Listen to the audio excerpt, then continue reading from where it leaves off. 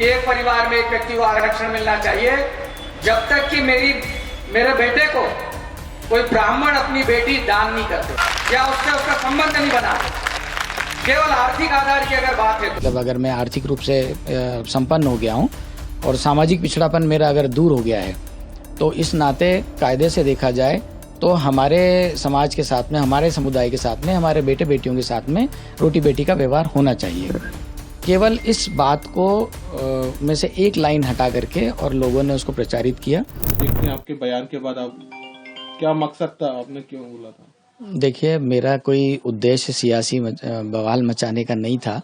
Simple सी बात है कि हमारी प्रदेश कार्यकारिणी की बैठक थी और प्रदेश कार्यकारिणी की बैठक में माननीय कंसोटिया सर, जो हमारे अजाक्स के 21 साल से अध्यक्ष थे, उन्होंने अपना इस्तीफा सौंपा और इस्तीफा सौंपने के बाद में सर्वसम्मति से प्रदेश कार्यकारिणी ने मुझे प्रांताध्यक्ष अजाक्स का नियुक्त किया।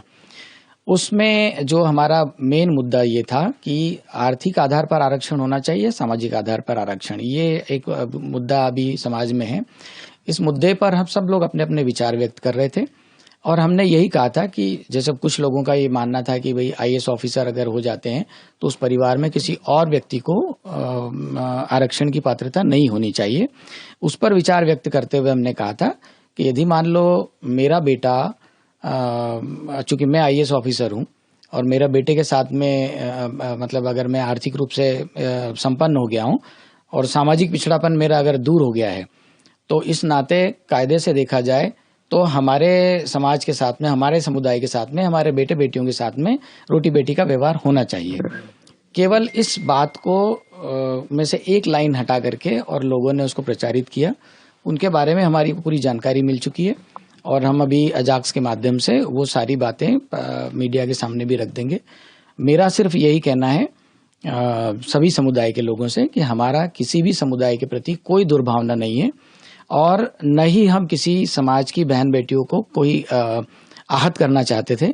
उसके बावजूद भी यदि मीडिया के माध्यम से या समाचार पत्रों के माध्यम से लोगों के मन में जो भी बात फैलाई गई है और उससे अगर उनको कोई ठेस पहुंची हो, तो उसके लिए मैं तहे दिल से खेद व्यक्त करता हूं। कौन लोग हैं आप बता रहे हैं कि जैसे अजाक्स ही है, दूसरा अजाक्स? देखिए, जब अजाक्स में जब नियुक्तियां हुई थी 3 IAS ऑफिसर्स की, उस समय बहुत सारे संगठनों ने ये बात करी थी कि IAS ऑफिसर्स को इस प्रकार के संगठनों में नहीं होना चाहिए, इससे कर्मचारियों का हक मारा जाता है।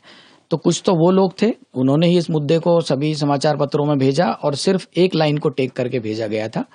दूसरा, अभी कुछ और चीजें मार्केट में आई है और उनका ये कहना था कि संगठन अजाक्स जो है 2 संगठन है और उसमें असली नकली की लड़ाई की भी बात आ रही है। तो ये जो वही लोग हैं जो इस बात को भी फैला रहे हैं, इसके अलावा और कुछ नहीं है और वो सीधे सीधे ब्राह्मण समुदाय को निशाना बना रहे हैं। सर, इसमें आपने कहा रोटी बेटी और दान करने की बात। देखिए, इस मुद्दे को कन्यादान शब्द से जोड़ना चाहिए। कन्यादान शब्द का इस्तेमाल किया गया था, लेकिन जो भी व्यक्ति थे, जिन लोगों ने इस मुद्दे को हवा दी है, उसमें किसी न किसी प्रकार से पूरे भाषण को रखने के बजाय उन्होंने सिर्फ एक लाइन को टेक किया। सर, ब्राह्मण समाज अब आपके नाम से FIR दर्ज कराने जा रहा है, कमिश्नर के पास जाएगा, तो आप क्या कहना चाहेंगे? मैं अपनी बात रख चुका हूं कि मेरी तरफ से किसी भी समाज विशेष के ऊपर कोई गलत अभद्र टिप्पणी नहीं की गई और न ही मेरा कोई ऐसा उद्देश्य था।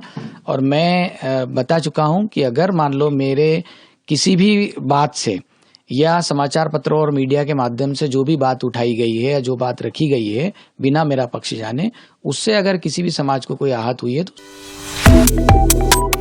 Subscribe to One India and never miss an update. Download the One India app now.